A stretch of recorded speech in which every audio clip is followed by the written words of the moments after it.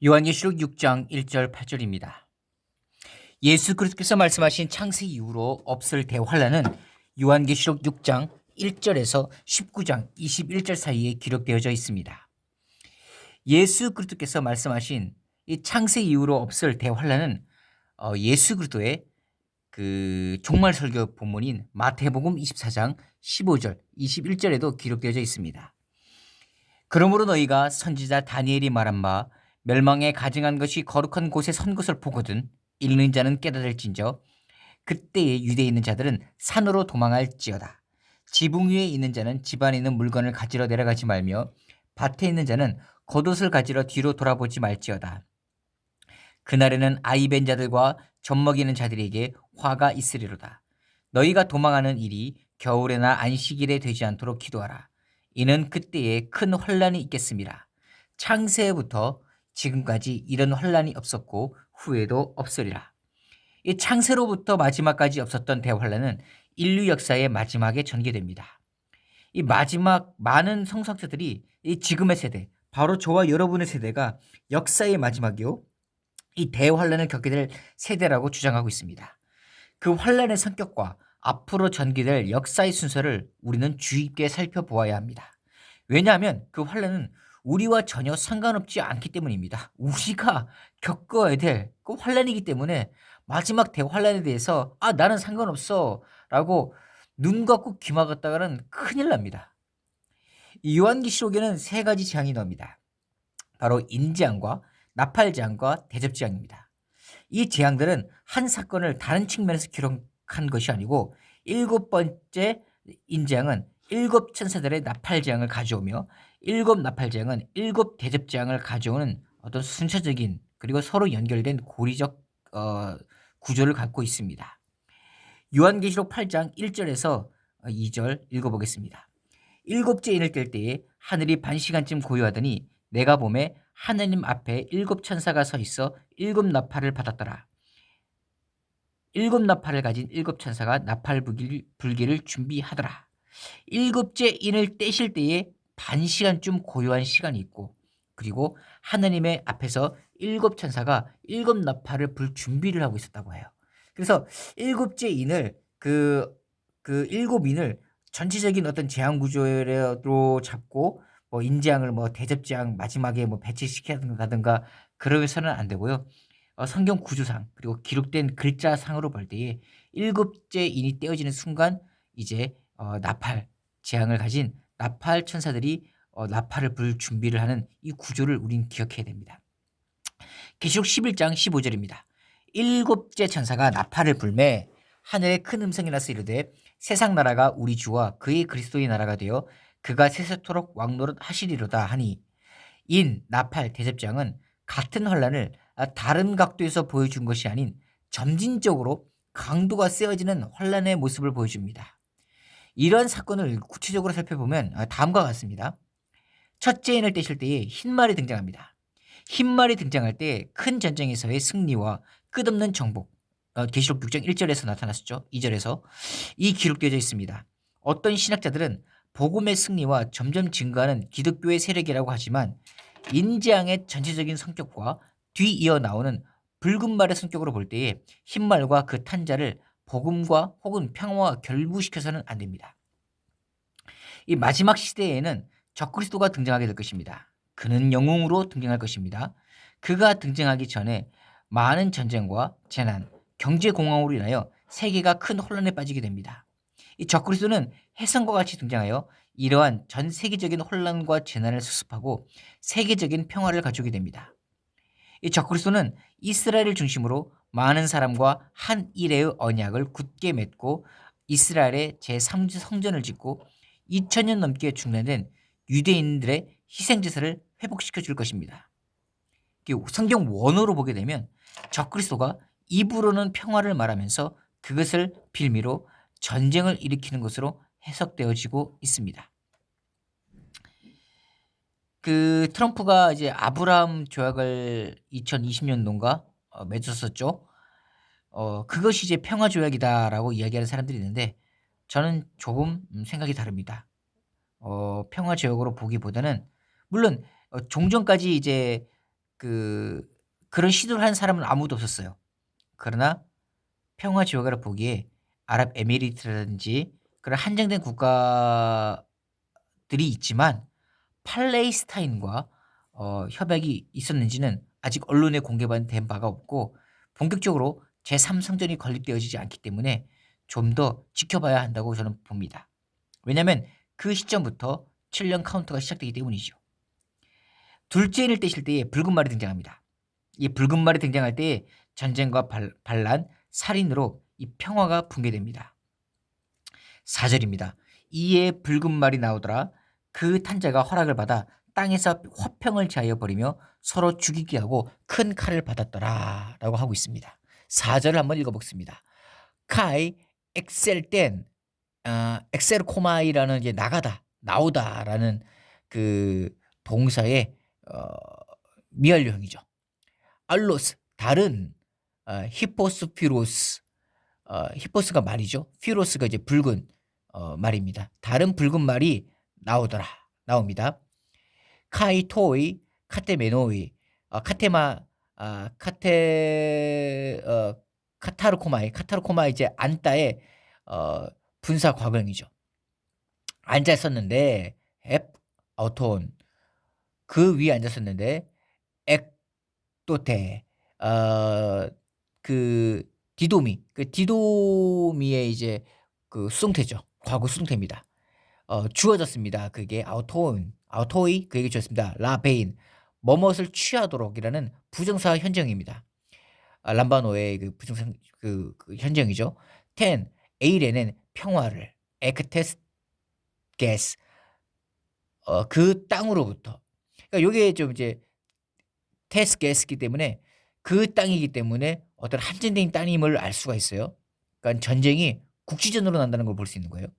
전체 땅일 수도 있지만 제가 볼 때는 이게 국지전으로 보게 돼요.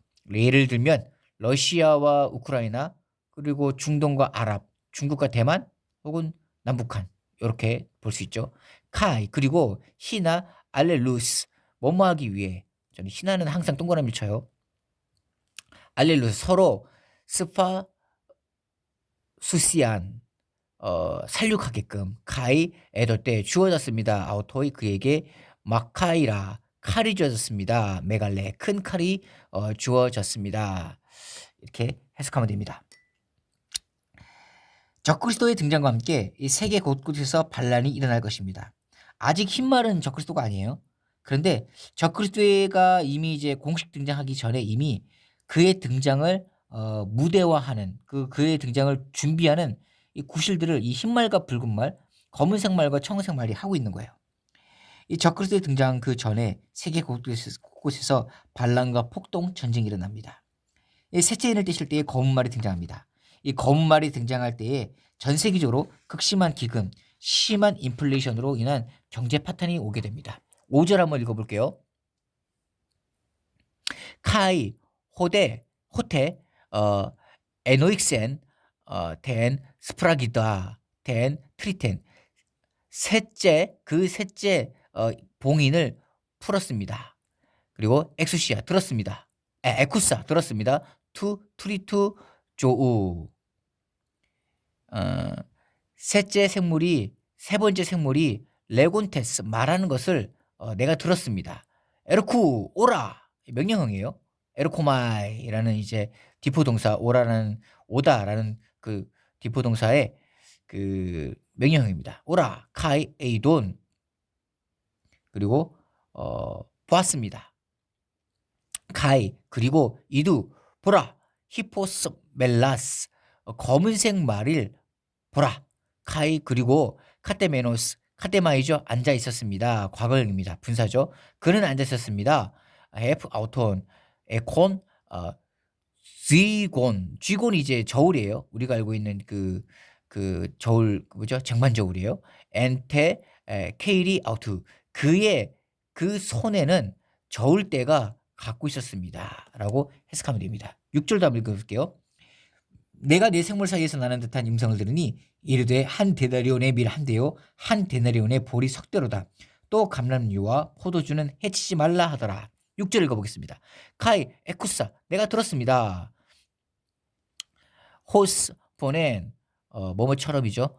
폰에 소리를 들었습니다. 엔 메소이 그 가운데서 그 톤 테사론 조온 내 생물 가운데서에서 소리를 처럼 들었습니다.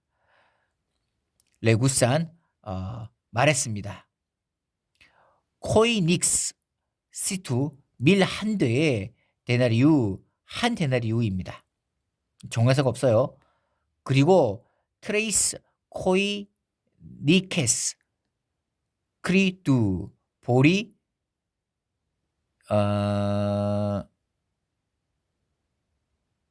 그 이게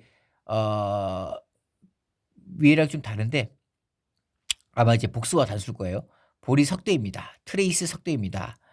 데나리우 그리고 보리 석대의 한 데나리우입니다. 보리가 이제 밀보다 싸요. 카이토 엘라이온 감람류예요. 그리고 카이톤 오이논 포도주는 매 하지 말아라.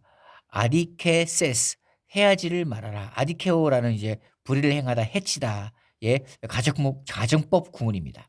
해치지 말기를 이제 간접 청원을 하는 것이죠. 한 데나리온의 보리 석대요. 또 한 데나리온의 밀 한 대요라고 기록되어 있습니다. 이 사도 요한이 철저히 극심한 경제 공황을 그림 언어로 표현하고 있는 것을 알 수 있어요. 한 데나리온은 특별한 기술이 없는 일반 노동자의 하루 품삯을 의미합니다. 마태복음 20장 2절에도 기록되어 있죠. 우리나라를 기준으로 했을 때 일당을 약 10만 원으로 잡으면 5만 원으로 잡아도 10만 원으로 잡아도 쳐요. 쌀 한 대가 800g이므로 쌀 한 가마를 80kg로 살려면 약 1,000만 원의 돈이 있어야 된다는 얘기합니다. 물론 밀가루는 좀 더 저렴하겠지만 그래야 80kg에 200만 원이 넘는 액수일 것입니다. 즉 쌀 20kg 한 포대를 살려면 거의 300만 원을 줘야 살 수 있다는 얘기가 되는 것이죠. 다만 이스라엘의 되는 우리나라 800g보다는 크다는 것을 감안하더라도 쌀 20kg 한 포에 최소 60만 원, 70만 원 이상 될 것으로 보입니다. 이 정도로 극심한 기근과 심한 인플레이션으로 사람들은 살기 너무 힘든 세상이 될 것입니다. 미국은 FTA를 통해서 전 세계의 식량을 묶어놓으려고 하고 있습니다. 세계에서 곡물 생산, 수출국으로 1위가 미국이라고 합니다. 그런데 얼마 전에 빌 게이츠가 미국에 있는 밀 생산지 농지를 사들이면서 그 밀 생산을 억제하고 있죠. 러시아의 푸틴이 우크라이나 밀 생산지를 불태우면서 밀 생산을 감축하고 있습니다. 이것으로 볼 때 이런 사태들로 볼 때 전 세계적으로 극심한 식량난이 올 것은 불을 보듯 뻔합니다. 아직은 모르지만 비축된 것으로 지금은 살아가고 있지만 내년과 내후년부터는 더 이상 생산되어질 식량도 없고 그리고 비축된 것도 점점 그 소비를 하기 때문에 점점 식량가가 오르는 것은 자명합니다. 쉬운 예를 하나 들어볼게요. 경제 위기에 대한 일련의 예로 디플레이션과 하이퍼 인플레이션을 들어보겠습니다. 이 계시록은 원자재 가격이 폭등하는 하이퍼 인플레이션만 언급하고 있는데 이와 반대되는 디플레이션도 함께 예를 들어보겠습니다. 먼저 디플레이션은 신용 축소, 즉 소비가 줄어드는 상황입니다. 예를 들어 고점을 찍은 부동산 가격이 하락한다면 부동산 관련 사업이 타격을 받게 됩니다. 왜냐하면 가격이 점점 떨어지니까 누가 사려고 하겠어요. 시장에서 매매가 사라지는 거죠. 부동산 시장도 위축되고 이와 연관된 이삿짐, 도배 사업들도 매매가 이루어지지 않으니까 점점 줄줄이 소득이 줄어들면서 시장이 위축되는 것을 의미하는 거죠. 아울러 건설 시장도 위축되고 건설사들은 구조조정을 할 것이고 건설회사의 직원들은 직장을 잃으면서 점점 노동시장이 황폐화되는 것이죠. 그러면 그분들도 어쩔 수 없이 지출을 줄이게 됩니다. 외식도 줄이고 꼭 필요한 옷도 아울렛에 가서 사고 아이들 학원도 줄이고 새 신발도 사지 않을 것입니다. 그러면 이제 식당 사장님, 옷가게, 신발가게 사장님들이 타격을 받게 됩니다. 이러한 타격은 돌고 돌아 그런 옷과 신발을 만드는 회사에 가해지게 됩니다. 이 회사는 재고가 쌓이고 경영은 점점 더 어려워지게 됩니다. 처음에는 어떻게든 버티다가 결국 직원들을 해고하거나 임금 동결, 상황이 점점 악화되면 상여금이 대폭 삭감되며 실질 소득이 반토막 나게 되고 남편의 월급을 받아 생활하던 가정주부들은 외식도 줄이고 새 옷도 사지 않을 것입니다. 이렇게 이런 식으로 계속 악순환이 되면서 경제가 어려워지는 것이죠. 그러면 그 과정에서 부채가 많은 사람들이나 건전하지 못한 경영을 했던 회사들이 부도가 나겠죠. 부도난 사람들은 소비를 못하니 소비는 극단적으로 줄어들고 이들에게 대출을 해주었던 은행들은 대출금을 받지 못하니 망하게 됩니다. 그리고 은행이 망하면 정부가 보장해주는 예금자 보호법에 명시된 금액 이상의 예금도 날아가 버리게 됩니다. 점점 지금 시점이 2022년도 10월 11일 시점에서 은행에서 지금 금리를 올리고 있으면서도 역으로 이제 그 은행 에서 이렇게 그 뭐라 그러죠? 그 지급 준비율을 높이기 위해 그 예금을 확보하려고 하죠. 그런데 제가 봤을 때는 이 상황이 결국에는 뱅크런과 이제 관련해서 은행 파산의 위기가 왔기 때문에 예금자들의 예금을 좀 더 확보하려고 하는 수단으로 갈 수 있고, 그리고 이 한국은행에서도 금리를 올리고 그리고 하이퍼 인플레이션을 막기 위해서 점점 이 시중은행이 화폐를 주지 않기 때문에 은행이 화폐를 확보하고자 예금자들의 어떤 금리를 올리면서 유혹으로 보험 예금자 보험을 울리면서 예금자들을 이제 유혹하는 그런 사례가 현재 일어나고 보고 있는데, 제가 볼 때는 이제 폭풍이 오기 전에 쓰나미가 울리기 전에 그 밀물로 밀려왔던 물을 싹 빨아들이는 그런 현상이라고 저는 보고 있습니다. 은행은 경제가 잘 돌도록 해주는 심장과 같은 기관인데, 이 심근경색이 오면 경제 시스템 자체가 멈춰버리게 되듯이 은행이 위기를 맞으면 시장 경제는 망하게 됩니다. 평소 300을 벌던 사람이 그중 100만 원을 부채 갚는 데 쓰고 나머지 200을 생활비로 쓰고 있는데, 경제가 어려지면 점점 소득도 점점 줄어들게 되겠지요. 제가 볼 때 이제 현 시점에서 2022년 10월 11일 날 지금 환율이 1,430원, 40원까지 갔어요. 그리고 이제 연준이 이제 금리를 올리고 이제 11월, 12월 이제 올린다고 하는데, 제가 볼 때는 올 연말까지 해서 환율은 1,500원, 그리고 대출 금리는 시중 대출 금리는 8%까지 갈 거라고 저는 보고 있습니다. 이렇게 되면 이제 난리가 나는 거죠. 소득의 거의 절반 이상을 대출금을 갚는데 써버리니 점점 소비가 줄어들게 되는 것이죠. 자영업자들은 바로 영향을 받게 되고 일반 기업 직원들과 공무원들은 가장 나중에 영향을 받겠지만 어쨌든 대부분의 소득은 줄어들게 됩니다. 그럼 소비도 줄어드는 거예요. 실소득이 반토막 났지만 대출금은 그대로죠. 결국 개인 입장에서 갚아야 될 대출금이 2배가 되어버립니다. 150만 원을 벌어 100만 원을 대출금 갚고 50만 원으로 생활을 해야 되는 상황이 되어버리는 것이죠. 물론 이 디플레이션이라는 상황이 되면 물가도 떨어지기 때문에 50만 원의 구매력은 예전보다 훨씬 높아지지만 그래도 이전 150만 원의 구매력은 따라갈 수 없을 것입니다. 중요한 건 이제 대출금이에요. 빚이에요. 대출금을 갚고 생활을 유지하기 위해 집, 자동차, 기금속 등 기존 자산을 팔면서 생활을 유지하게 됩니다. 점점 개인 자산은 줄어들게 되는 것이죠. 이걸 그들이 노리는 거예요. 복종시키고 지배하고 다스리기 위해 개인의 생활 능력을 무너뜨리는 것이죠. 이때 자본이 있는 사람들은 돈 없는 사람들이 헐값에 내놓은 부동산, 자동차, 귀금속 등을 싸게 싹쓸이해서 나중에 크게 돈을 벌게 됩니다. 근데 이것도 나중에는 별 의미 없게 돼요. 결국 빈부의 격차는 더욱 심해지게 되는데, 이러한 소비 위축의 위기에 100% 노출된 외식업자, 의료업계, 자영업자들은 매출 감소로 타격을 받게 되고 생산직 노동자들과 영업 판매직 월급 생활자들의 임금 삭감, 해고의 위기는 더 커지게 됩니다. 그러나 자본가들은 디플레이션으로 발생하는 손실을 일단 노동자들에게 전감으로 자본의 구매력이 더 높아지기 때문에 오히려 큰 이득을 볼 수 있습니다. 이제 하이퍼 인플레이션을 볼게요. 성경에서 얘기한 하이퍼 인플레이션은 정부의 지나친 발권, 화폐 발행으로 인해 돈의 가치가 폭락하는 상황입니다. 디플레이션이 먼저 오고 그 다음에 하이퍼가 오는 거예요. 이 디플레이션 상황을 돌파하기 위해 의도적으로 이 신용화폐를 생산해서 시중에 푸는 이 정책을 폈다가는 초과 삼관을 다 태워먹는 아주 위험한 초인플레이션 상황이 올 수도 있어요. 하이퍼 인플레이션이 발생하면 돈의 가치가 너무 빨리 떨어지는 것을 대중들이 인식하고 최대한 지출을 늘리게 됩니다. 오늘 1,000원 하나에 내일 2,000원이 된다면 오늘 시장에 가가지고 1,000원짜리를 2개 사겠죠. 혹은 3개를 사겠죠.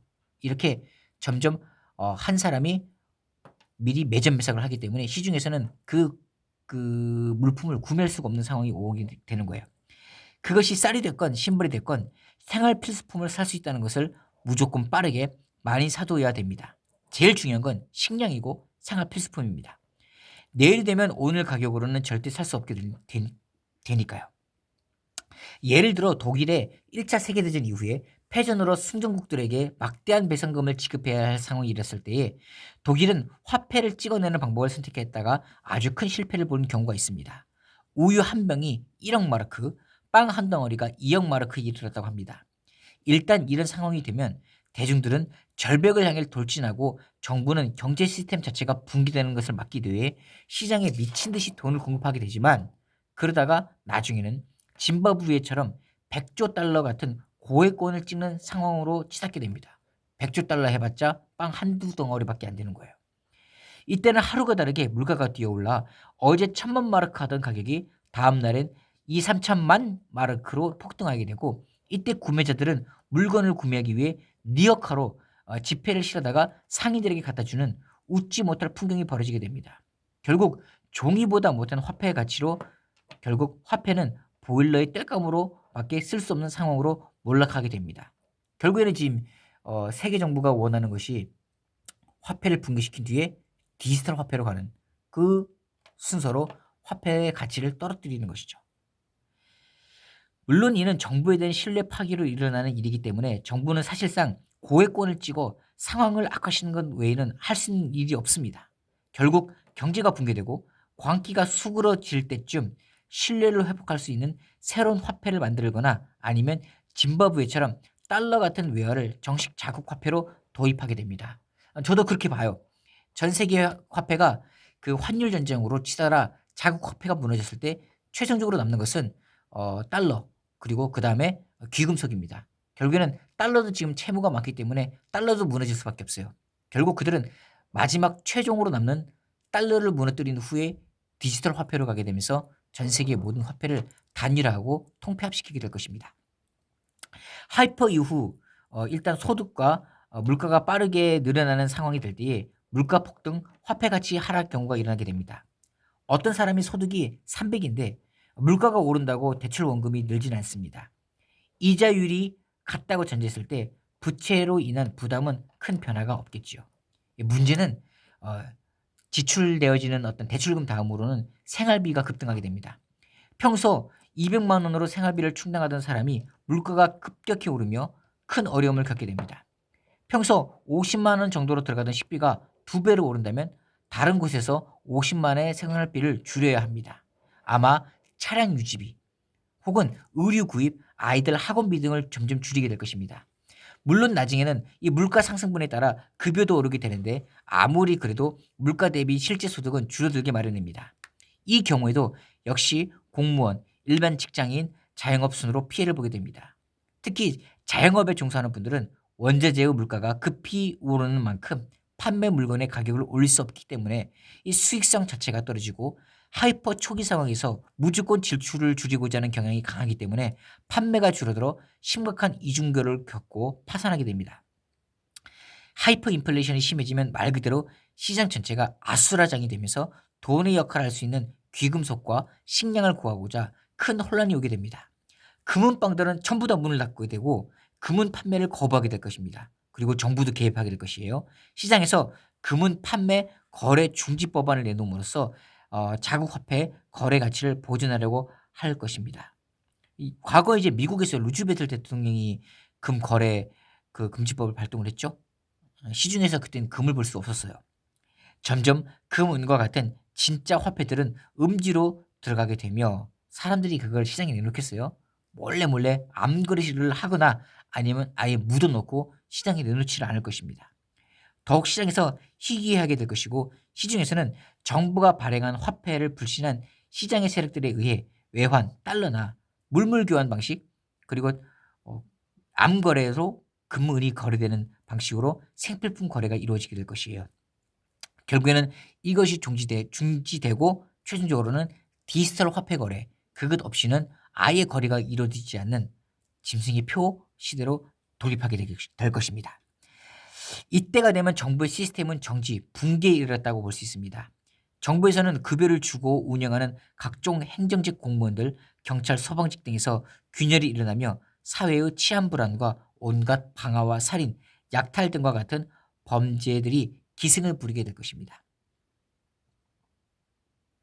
이 하이퍼가 이제 오는 과정에서 급속하게 금리도 오르고 소득 향상이 뒷받침되어지지 않으면 파산을 피할 수 없기 때문에 부채가 감소될 것이라는 말은 오히려 어불성설이 돼요. 부채는 그대로입니다. 왜냐하면 생활비가 급속도로 오르기 때문이죠. 정보가 빠른 자본과 고위 공무원 계층들은 일반인보다 상대적으로 유리한 조건의 대출을 일으켜 기금속과 식량을 미리 선점하여 싹쓸이하여서 시장 왜곡을 심화시켜 큰 이득을 얻을 수 있을 것입니다. 반면 시장 대응력이 떨어지는 일반 대중들은 극심한 부의 축소를 경험하게 되겠지요.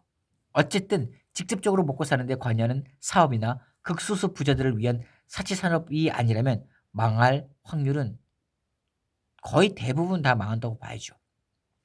그래서 쌀이나 식량을 먼저 이 조폭들이나 아니면 거대 세력이 선점한 다음에 나머지 사람들이 줄을 서서 자신의 자산을 매각하게 되고 그들은 그 매각하는 자산을 흡수함으로써 더 큰 부를 이루게 될 것이죠.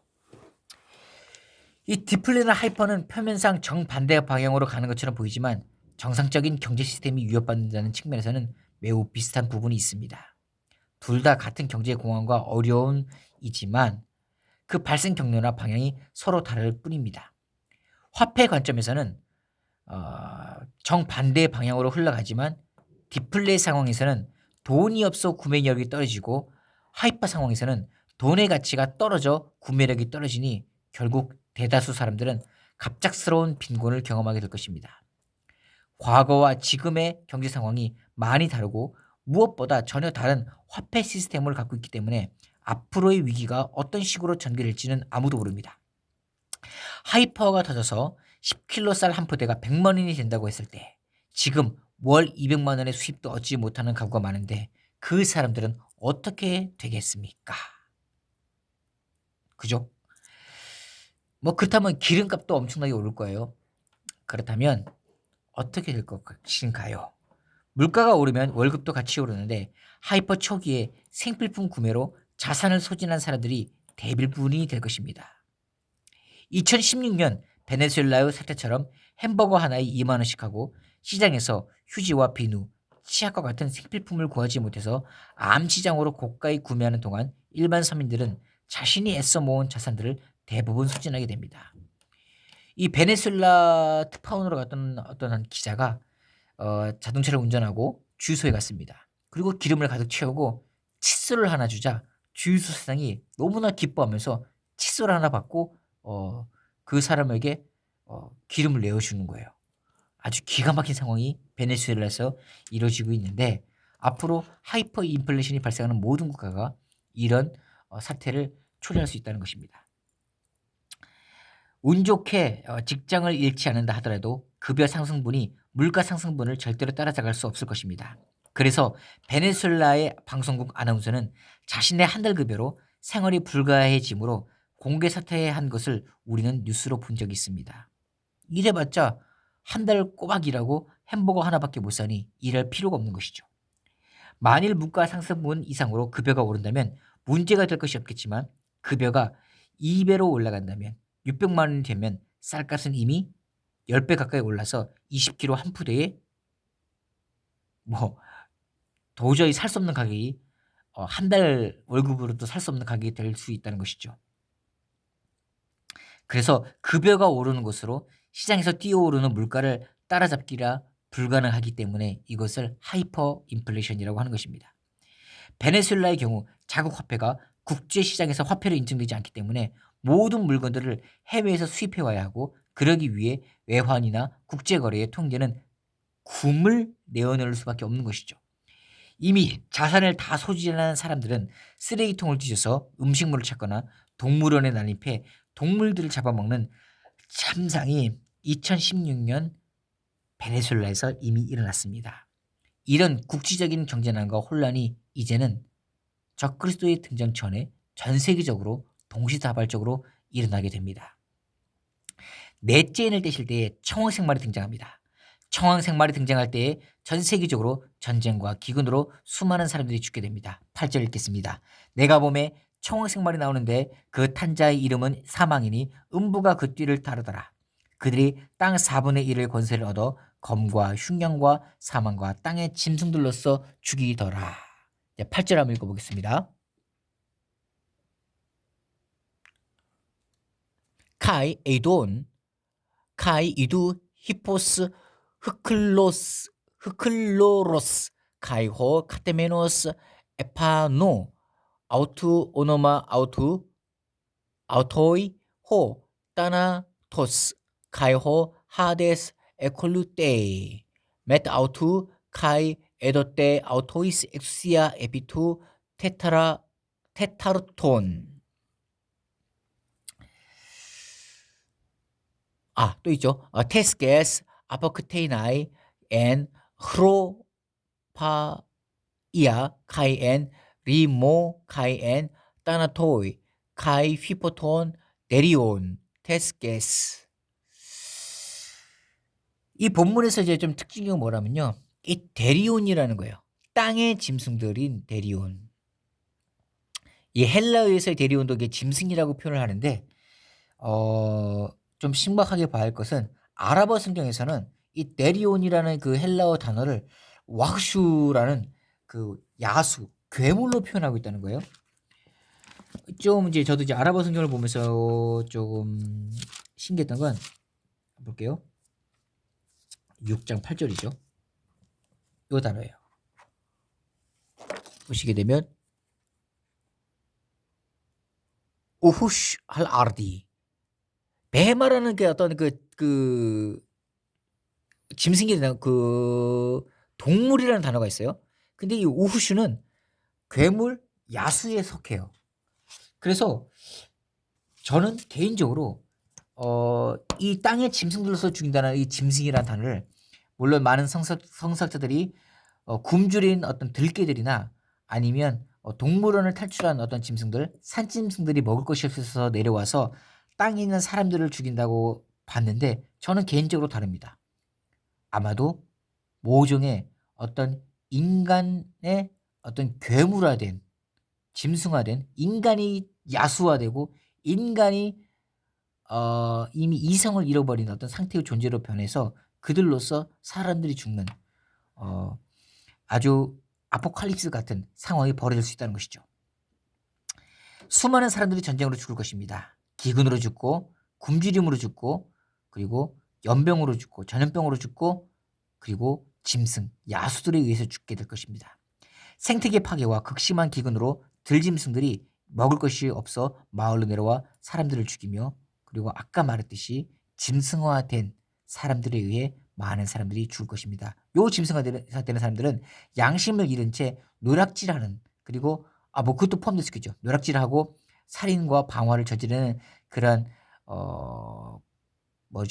노략꾼들, 어떤 그런 걸 수도 있지만 또 다른 의미에서의 어떤 부분일 수도 있다고 봅니다. 전 좀비가 될 수 있다고도 봐요.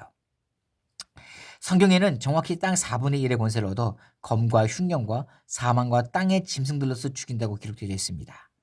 하나님의 심판이 이 땅 위에서 불의를 행한 자들과 범죄하는 자들, 하나님을 예배하는 자들에게 집행되어지고 있습니다. 이때 성도들은 어디서 무엇을 하며 이때 어떻게 행동을 해야 될까요?